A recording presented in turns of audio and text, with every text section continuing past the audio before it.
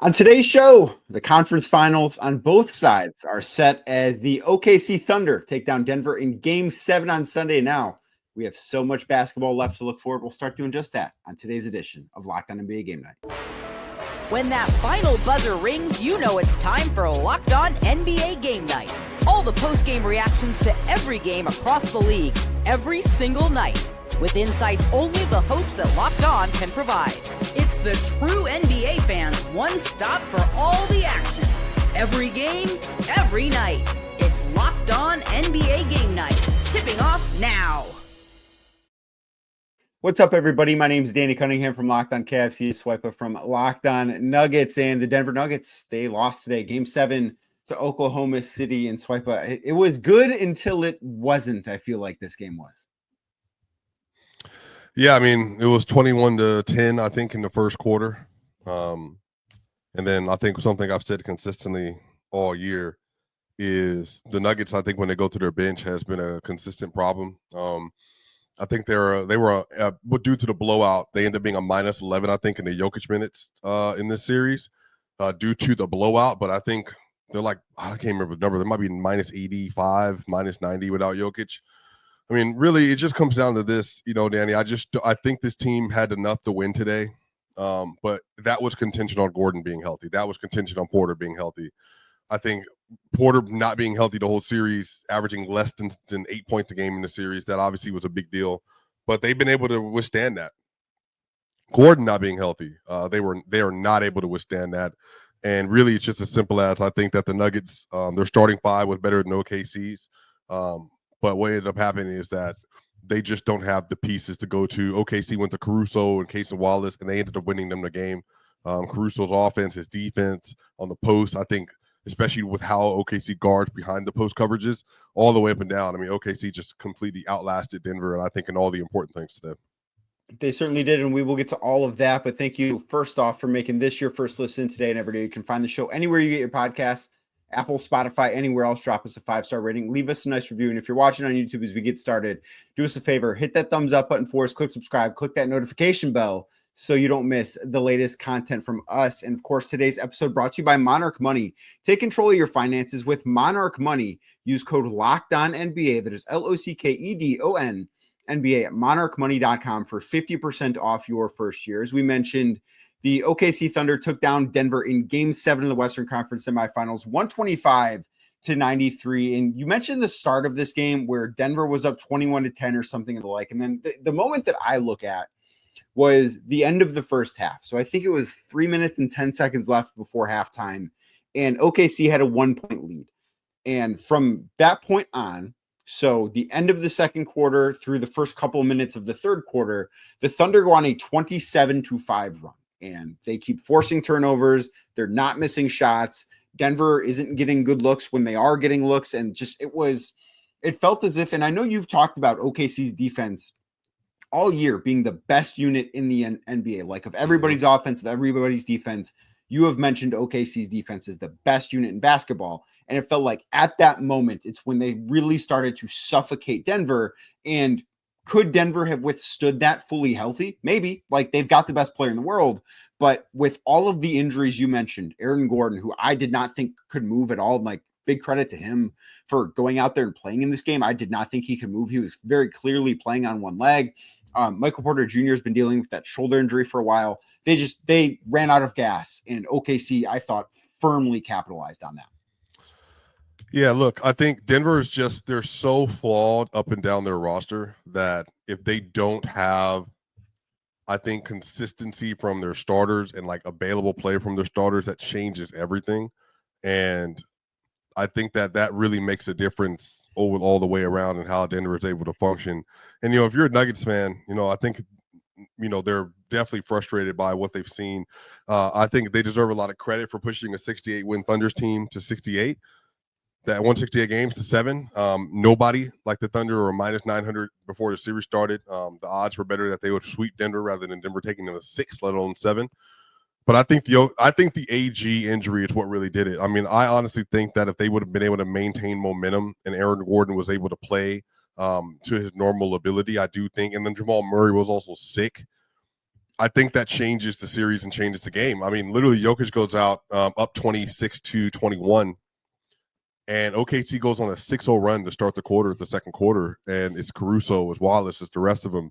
Then they end the quarter on an 18-5 run, and Russell Westbrook, who was in the game, Peyton Watson, who was in the game, they're just able to attack Denver so effortlessly if they don't have the starters in, just because they changed the way they're playing their defensive coverages, because they don't fear the Nuggets outside shooting, outside of Murray and Porter and Gordon.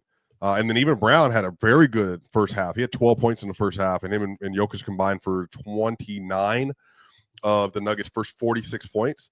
But the offense stalled out, Nanny, and then literally that's when everything changed. Again, I cannot give enough credit to Sam Presti for getting Caruso, drafting Wallace, even just getting Wiggins on the bench, Joe, like all of them. They made such a big difference. I think Mark Dagnall, he started Caruso to start the second half as well, because they found it was working better to have a smaller guard fronting and battling with Jokic, because that limited Jokic's, I think, physicality. Because if you're obviously physical as a big versus a guard, offensive fouls can be called there.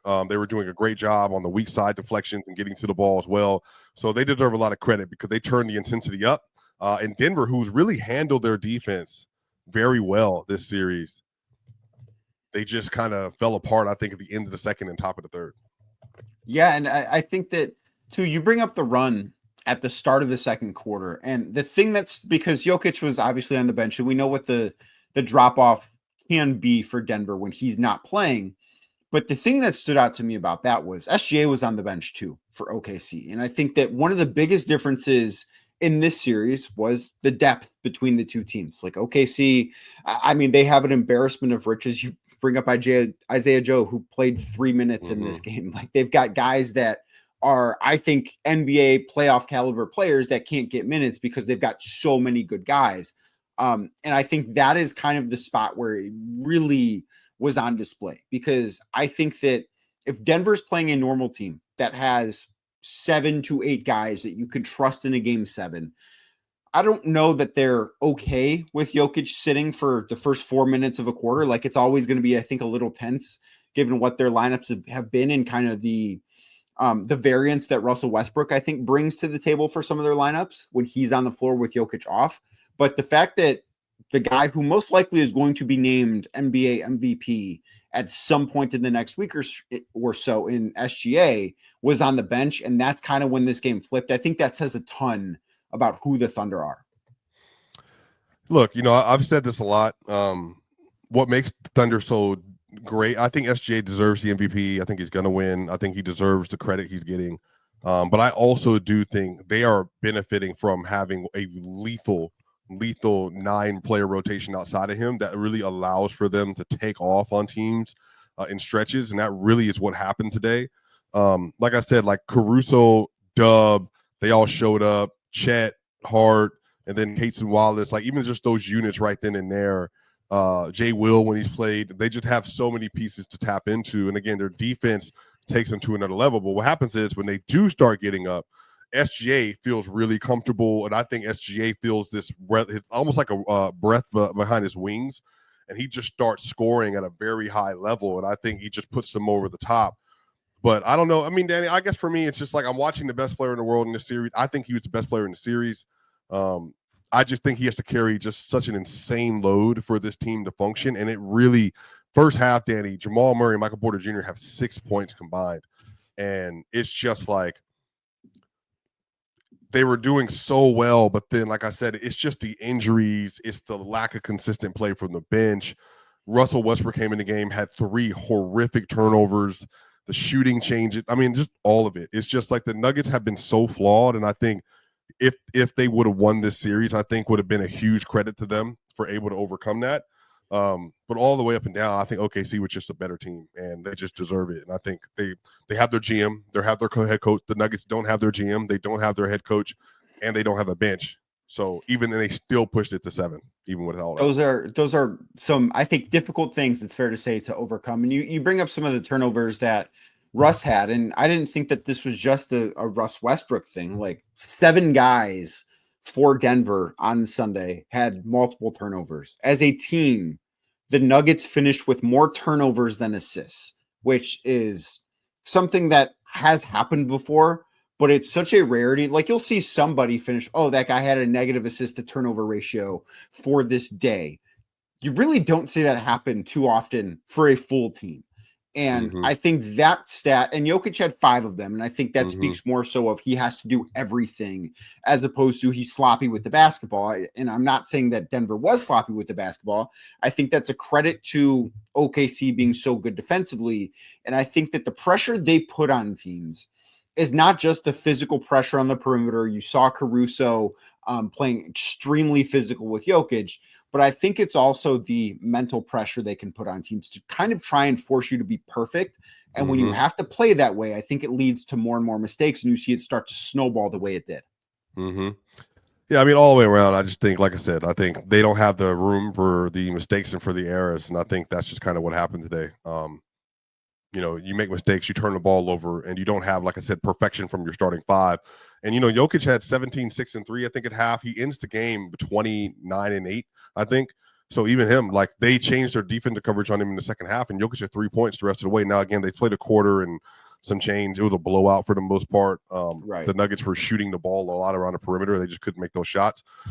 Like I said, overall, man, it's just, you watch the team and you see where they have gaps and opportunities to win, but they have to be able to hit those things consistently, and they didn't today, and they got demolished in Game 7. Well, Game 7 winner means that we're moving on to the conference finals. The Thunder will be taking on the Minnesota Timberwolves with a trip to the NBA Finals on the line. We will discuss how those two teams match up against each other next, right here on Locked On NBA Game Night. Today's show brought to you by Monarch Money. You ever check your bank account and wonder, where did all my money go? Between dining out, online shopping, entertainment, it can be easy to lose track of all that cash, but that's where Monarch Money comes in. They'll be your personal CFO, giving you full visibility and control over your finances. Monarch Money, not just a budgeting app either. It is a complete financial command center where you can track all your accounts, investments, and spending right in one place. You stop just managing your money. You can start building your wealth. And instead of juggling multiple apps, you can use Monarch Money to check your finances, track spending, and even plan for those long-term goals. That is certainly all-in-one convenience where you need it. And managing your money with your partner smoother than ever. You can track shared and personal accounts, set goals, and stay on the same page without all the stress that you might think comes along with it. So take control of your finances with Monarch Money.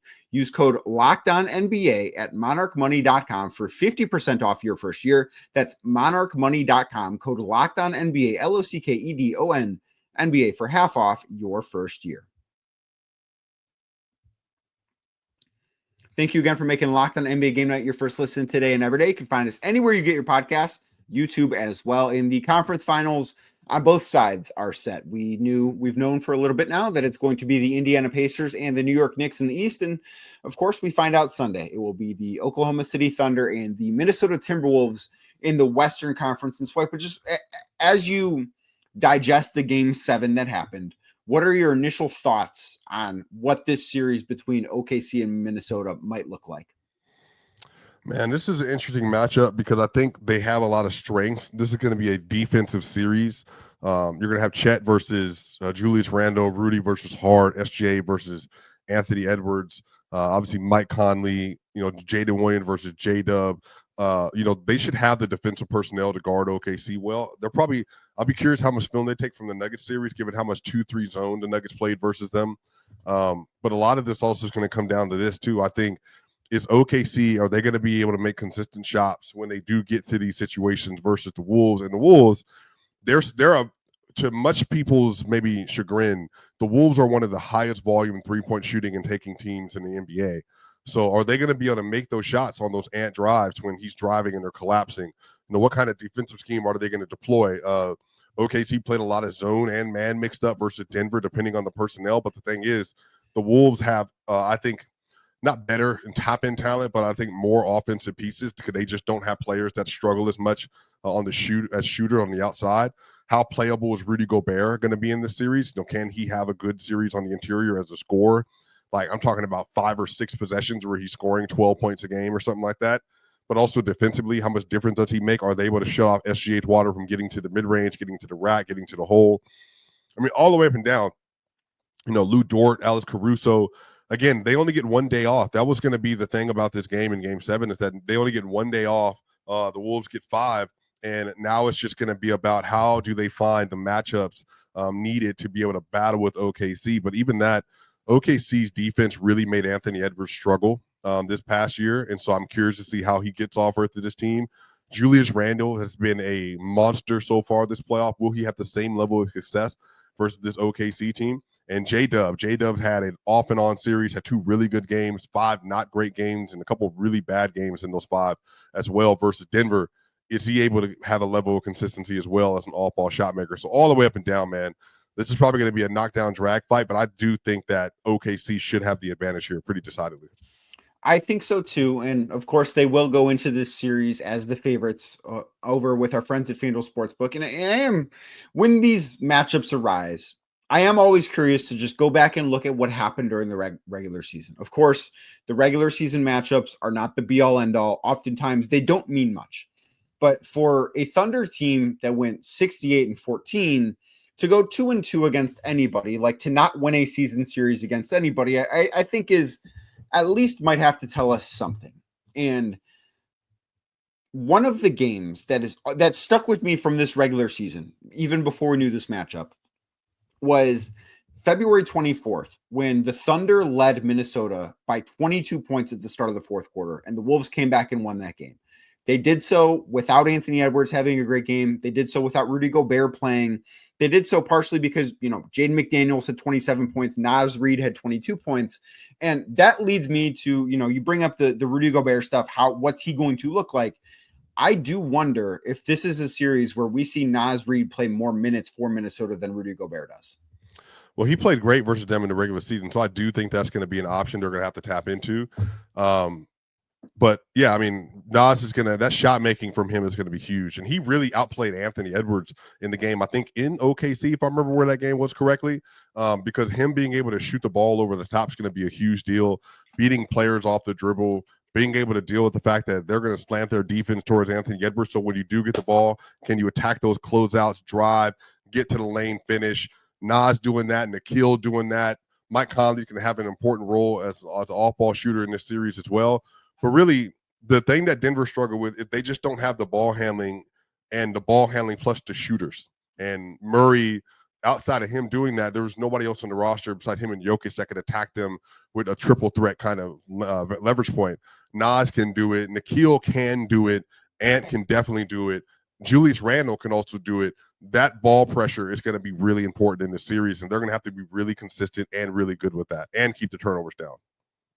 Yes, and I do think, too, we don't know what this Wolves team is going to look like against the Thunder. Like, I almost do want to throw out the regular season matchups because Julius Randle, I believe, only played in the first one. Like, he missed that, I think it was like 6 weeks he ended up missing during the middle chunk of the regular season. And they played OKC 3 times during that stretch. Rudy Gobert didn't play in 3 of those games. Like, we don't know what this is going to look like. Whether or not the Wolves make shots, I think is kind of going to lead us to, are they going to stay competitive in this series? I think it's a winnable series for them. Like, I would not be stunned if they won this series, but I think that kind of everything needs to go right for them in order for them to beat this Thunder team 4 times in 7 games. And part of me is thinking back to the game 7 that we watched today and just keeps coming back to, I think we figured out who won the NBA title today. Like, I kind of went into game 7 thinking whoever wins this game is probably going to win the title. Now, obviously, Denver has had matchup problems with Minnesota before that would probably linger in my mind a little bit more. Don't have to worry about that now. But I kind of think that once OKC got past this, even if they have to go into this series on shortened rest, I think they're going to be the team that wins the title. Yeah, I mean, I had OKC winning the title for the playoffs started. I said that the best option for beating them would be Denver because of how Denver would force them to play. And it was right. I think that Denver was the one that the closest anyone's going to get to beating them, I think, will be Denver. And this is a hampered Denver as well. So all the way up and down, I don't think Minnesota have enough. I think they're going to struggle versus OKC. And I think OKC, they see the Pacers or they see the Knicks in the finals. That probably could be an even easier series for them than playing versus the Wolves as well. So all the way around, I think the red carpet's kind of laid out for OKC rest of the way. I agree with that. I think that this was the most difficult series the Thunder will play. Now, we're getting ahead of ourselves. They have to beat the Wolves 4 times before they get to the finals, and we can talk about that. But who could be on the other side? Let's take a quick look at Indiana and New York next, right here on Locked On NBA Game Night.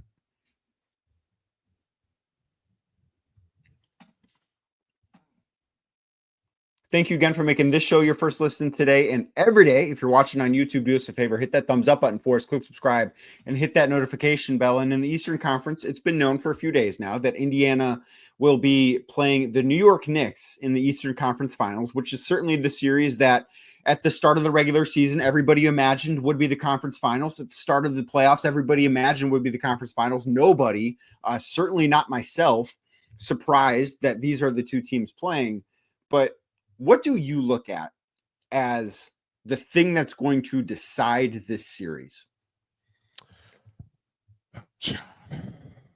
You go first. Because I have a few thoughts. I kind of want to bounce off you with that.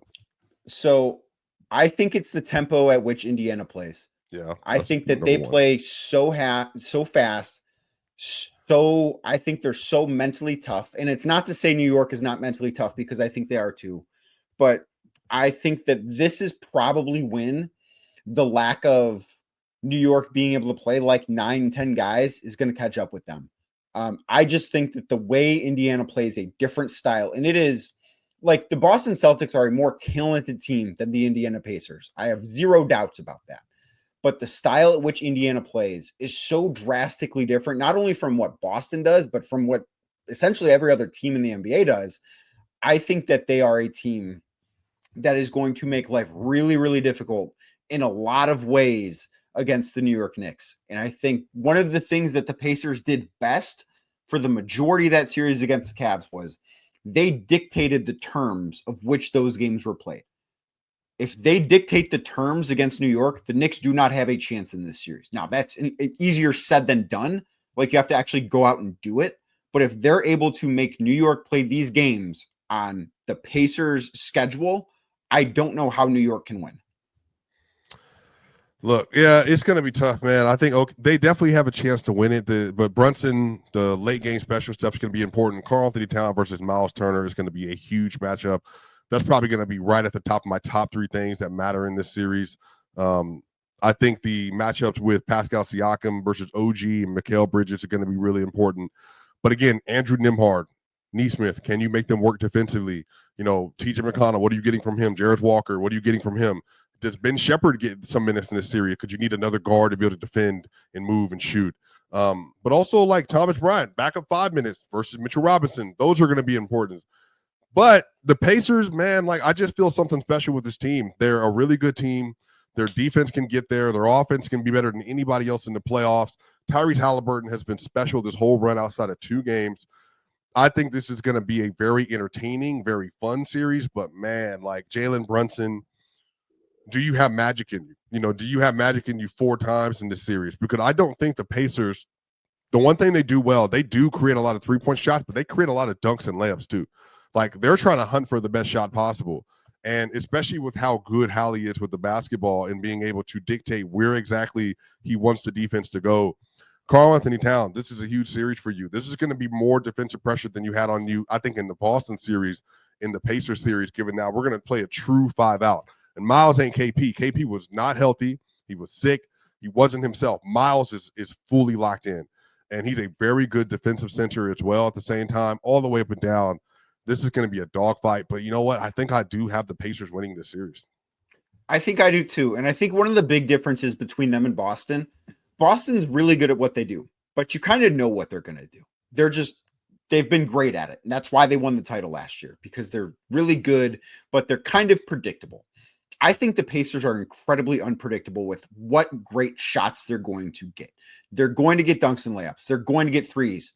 With Boston, it always feels like, you know what, they want to shoot 55 threes in a game and they want to make 20 of them, and that's how they're going to beat you. With the Pacers, there might be a game where they shoot 45 of them and make 20 of them, and that's how they win. There might be a game where they only shoot 33s, but they get to the rim a bunch. Like, their offense, I think, has an unpredictability that I don't know how New York is going to handle. I've got the Pacers winning this series too, because I do think, and we saw this last year, and obviously things are different year over year, and it's not necessarily fair to compare. But the Knicks sort of ran out of gas at the end of that series, and they were dealing with injuries. And I think they are, despite the fact that it seems as if Jalen Brunson rolls his ankle every single game, I think the Knicks are in a healthier space than they were last season. But I don't know that they're going to be able to do this every other day for 7 games and win 4 of them.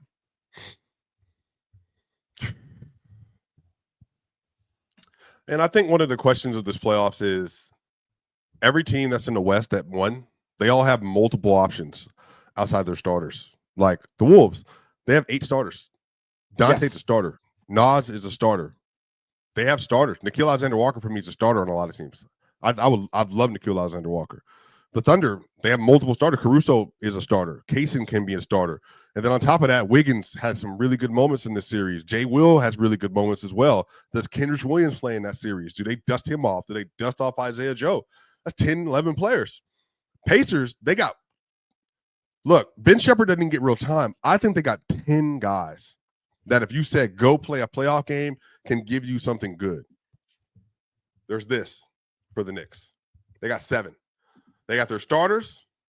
They got Josh and McBride, and that's it. And I think that matters in this CBA and this NBA. If you cannot throw out multiple lineups and multiple looks to deal with players having off nights, to deal with players having a little bit of injury concern, and multiple players that can dribble and defend. Nembhard can dribble and defend. Neesmith can dribble and defend. Hallie, a lot of dribbling, a little bit of defending, not much defending, but a lot of dribbling, some defense at times. And then on top of that, TJ McConnell, dribble and defend. Benny, dribble some and defend. Pascal Siakam can dribble and defend. That's what you need. That's what Boston, that's what they were last year. You got to have players that can do it. And I think the Pacers can do that at a higher level than the Knicks can. So look, color me surprised. I've been high on the Pacers since January. I told you, we argued about this, the Pacers in Cleveland. I told you I think they can get with Cleveland if all things came pushed together. I still picked Cleveland because I thought Cleveland at the end of the day will be able to do it. Yeah. But the Pacers, even with all the injuries, they dog walk Cleveland, even when everybody was on the floor. I'm telling y'all, the Pacers might be it, man. Like they to me have the best chance of making real noise out of the Eastern Conference. And I think the city of Indianapolis, the state of Indiana, Rick Carlisle, Tyrese Halliburton, they all deserve it. And I think that this is their moment, and all the momentum is kind of cascading their way. So let me ask you this, because we're in alignment with our pick for this series. And I think we're also in alignment for our pick out west. And there's plenty of time, and you and I will be together every Sunday moving forward. Like there's a lot of time to discuss this and everything that's going to happen between now and next Sunday, the Sunday after that, and just so on and so forth. But what needs to go right between now and the end of June for the Pacers to be champions?